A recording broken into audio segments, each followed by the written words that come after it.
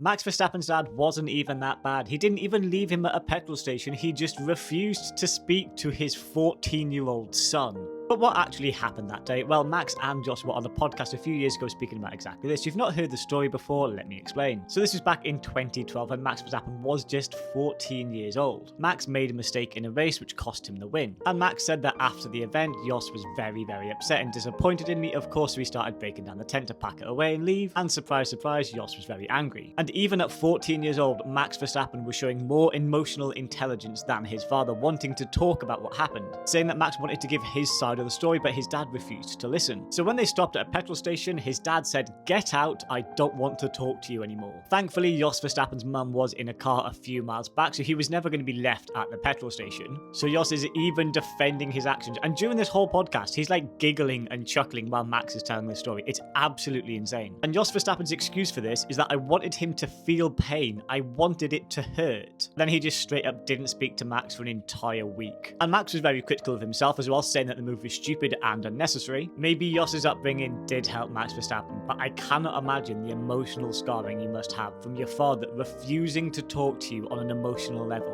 What a child.